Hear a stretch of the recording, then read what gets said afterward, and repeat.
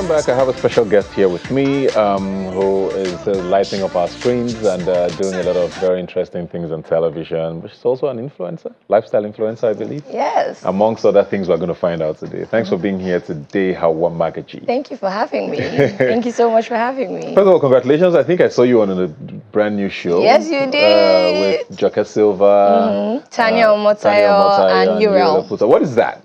So it's Husband Material. That's the name of the show.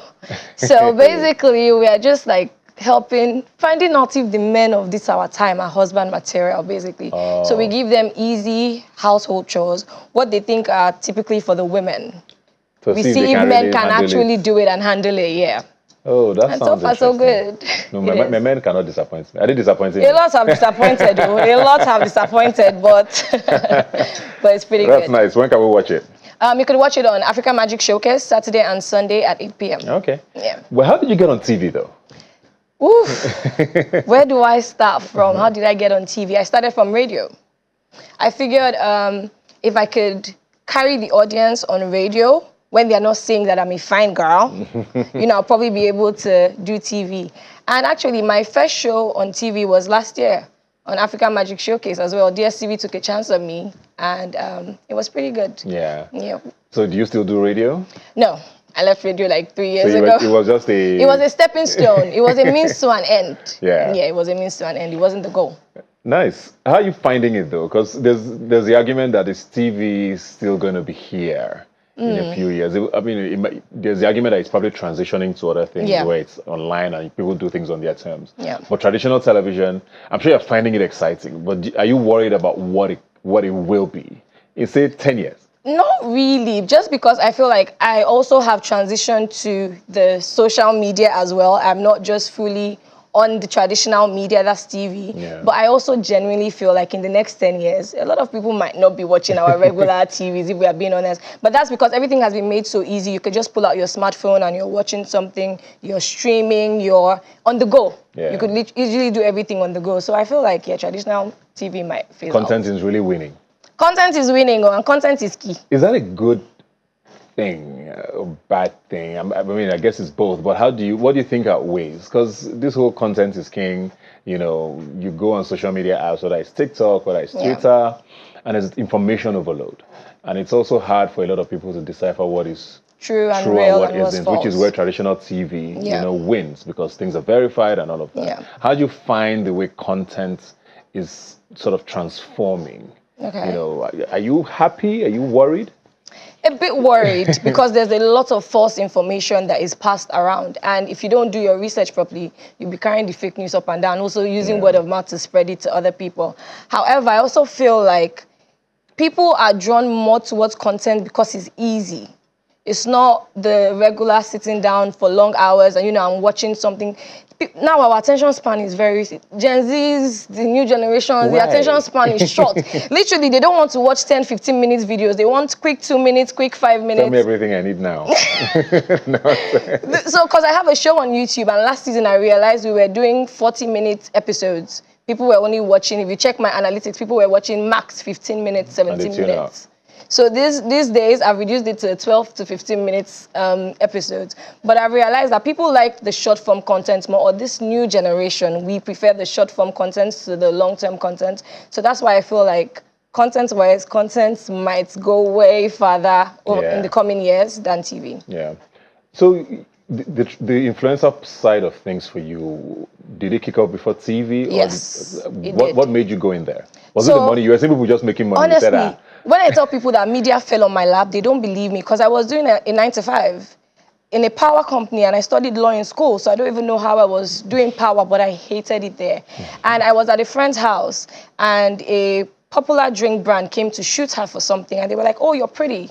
Can we shoot you?" And honestly, they shot me. And the next time that brand reached out to me, they wanted to sign me for a year. And that was how I started. Honestly, because I'm also a host, I would go for my events and I would post pictures and videos on social media. And I realized, people are actually eating this content up. Like, they're enjoying it. So, okay, I make it work. So you find a lot of people who are trying to get into the space, right? Yeah. Like you said, a lot of younger people now. I think I saw some statistic recently. I don't know the exact figure. But it was something around 30% of Gen Zs wants to have a career online, whatever it is. People feel like it's easy. And that is a huge chunk. I mean, this didn't exist a generation ago, Yeah. so that's how heavy it is. But a lot of people don't also know how to find their way, or they find their way in the wrong ways, you know? Yeah. How do you build a brand in content creation to be taken seriously? So I would advise find a niche. You can't do everything. But I mean, maybe in the beginning you can dabble here and there to figure out what would really stand out for you. Find a niche and start. That's what I always just say, start. Because I just started. When I watched my videos from like 4 years ago, I'm like, who was even hyping me up then? These videos were terrible. But find a niche and start. And you would perfect it along the way. You would learn from other people. You would figure it out. And networking is key. That's something I realized in this industry. You have to network because your next bread is coming from somebody that has linked you and called your name in a room that you didn't even know existed, type of thing. So yeah, start. And Yeah. What matters now in content creation? Because I hear a lot about interaction. There was a time when it was the number of followers you had. Do those things still matter, or is it just the quality of what you put out? so, I mean, so for some brands, it matters. You know, now they've put us in categories. They are micro-influencers and macro-influencers and nano-influencers. So that's based off of your numbers, like the numbers of following and your reach and everything. However, honestly, I feel like your quality of your content is what stands out. There are people that have maybe 20K followers, and if you see the content they put out, you'll be seeing this one that has 4 million followers is not even giving us the same caliber of content, if I put it that way. But something else I always say is, if I'm being honest, just do you. Like, there's no one else like you. Just do you, and you'll be unique, and you'll figure it out. But that do you sometimes, you know, I mean, there are people who say, oh, this is what I'm interested in. Yeah. But nobody's going to watch me do this because it's not a very exciting, which is why certain things are more popular. Yeah. Skit making, you know, lifestyle, or whatever it is. So I also want to make money, right? There's an audience for everything, though. There's honestly an audience for everything. Like, you see me, when I'm going through my what do you TL, do? What would you call yourself? What sort of content do you do? I do fashion and lifestyle. Okay. Yeah, when I'm going through my content, I hardly see skits. And that's because that's not the content I consume. I always tell people I think I have a terrible sense of humor. So that's not so I feel like there's an audience for every kind of content you want to put out. If you want to do makeup, there are makeup people. If you want to do playing games, you know, there are people that just find your audience and find your niche. At what point does this thing starts to bust at the seams? Because now you just mentioned makeup, and off the top of my head, I could think of multiple people how many makeup tutorials can I actually watch before I'm like, you know what, okay, I get it. You know, is there going to be a point where it's like, how many of these people can they be? So it's just like fashion. I'm sure there's a million of us doing fashion content. But there's something that my followers have found to me that is peculiar to me, and they found it unique. So you have to find your own originality. Like I always say, there's nobody like you outside. Almost all my friends do the same thing, exact same thing I do. But like you would find out that we're all different in our own ways. We're all unique and we all stand out in our own way. At what point is it going to start busting at the seams? In the coming years, it's going to start busting. Because honestly, everybody wants to be an influencer now. I feel like everybody thinks it's easy. You know, we get free stuff and people don't also see the hard work that goes into it, and the long hours, and the fact that you can you can stop your 9 to 5 at 5 p.m. and go home. Some of us, we are still shooting, and everything is content. You're on vacation, you're still shooting, you're not resting. When you think, oh, I'm supposed to be resting, I don't rest. Like every time I'm in my phone, I'm like, oh, this might be good content, and it's like there's no time to rest. But I feel like it will bust at the seams soon. Do you feel like you get taken seriously though when you say I'm a content creator away from your industry? Like, do you think there's, like in the wider society, do you believe, or do you feel like there's that sort of respect yet? I feel like now, maybe not really when I started, but now everybody's realizing this is the next thing, this is the next big thing. Maybe after tech, maybe you can find us, you know. So I think now people are getting to be more open to it and everything. But I think maybe we don't have that recognition that professional, traditional, you know, professions have. Which was going to be my next question, because it's like, okay, most occupations around the world, not necessarily do you have to go to school for them, but there's some sort of training that comes with it, whether it's in tech, whether it's a carpenter, whether it's a doctor. There's some sort of formalization you have to go through before getting to that. With content creation, it seems like it's just, grab a camera and do this thing. Grab a camera and do this thing. Isn't that a problem?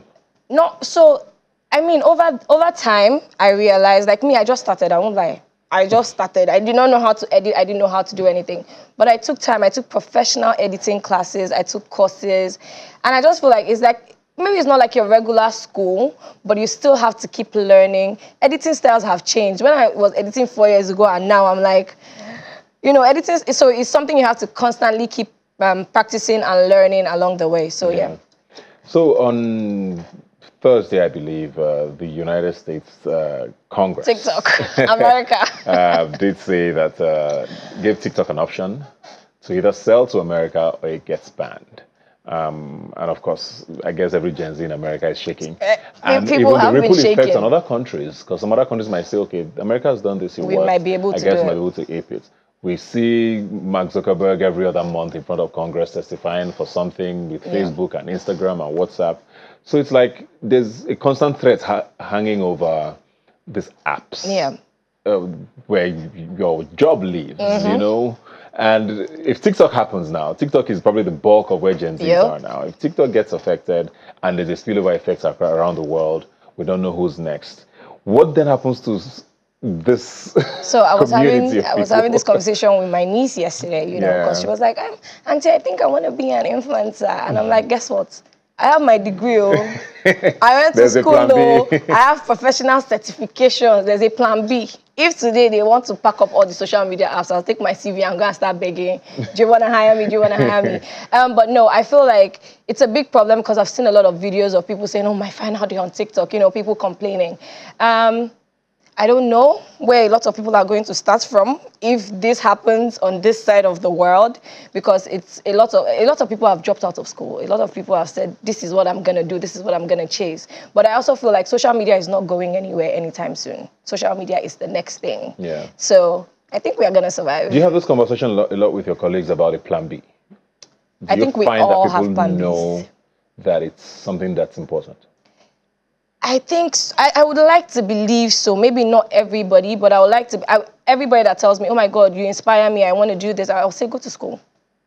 You don't necessarily have to learn content creation in school, but go to school and get a degree. Yeah. Worst case scenario, if they say the internet is down in the whole wide world for the next 3 years, you still have a way you're going to eat. You still have, a way to make money and all those things. So yeah. Yeah.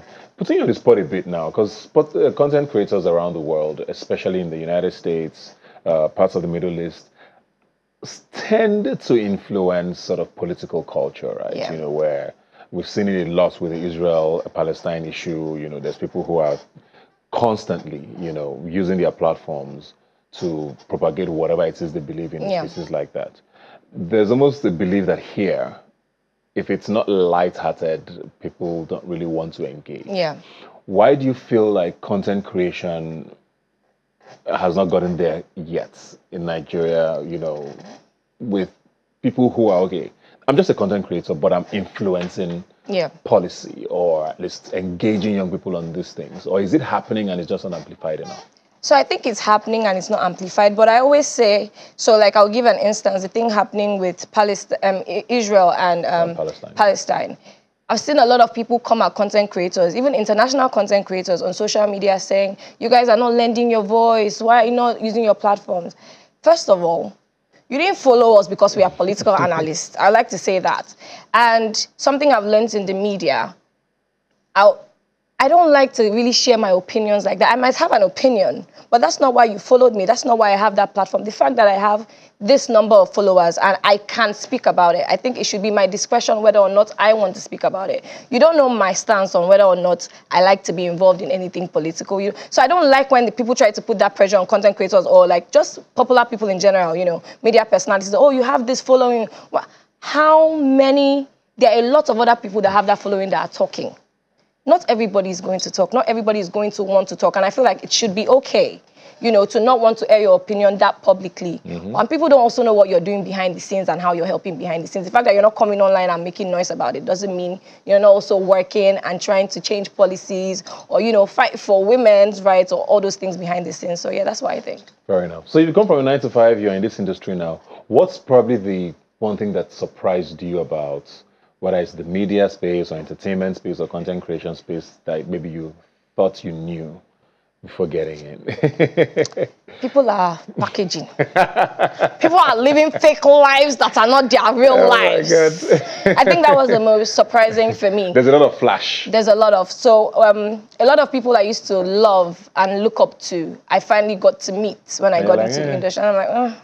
It's not really giving. Yeah. Okay, I get it now. So I understand now. Okay, it's just for the public I'll ask for eye. the names up there. But yeah, that was the first thing. That was the first, I wouldn't say it's a cultural shock, but that was the first professional shock. I'm like, oh, okay, so not everything is real. Yeah. A lot of things are Did it scare you? facade. Because sometimes you're like, okay, I guess it's not as rosy as I thought, and they might just disappear. Honestly, did it make you want to be like, okay? No, it didn't scare me. It just made me decide that I don't want to be like that.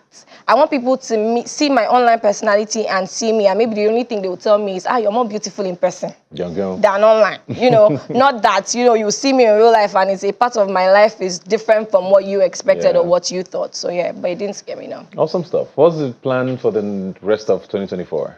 Shooting shows. I have shows coming in the works. I don't know if I'm allowed to say them yet. I don't think I can really say them yet. But just follow my social medias. You guys will be up to date on everything I'm doing. And it's Hawa Magaji on everything. Universal. Instagram, TikTok, Facebook, YouTube. My name is Universal everywhere. More TV, more content creation. More TV, more content, yeah. And hopefully bigger international brand deals, brand trips, I'm trying to drag men on Africa Magic.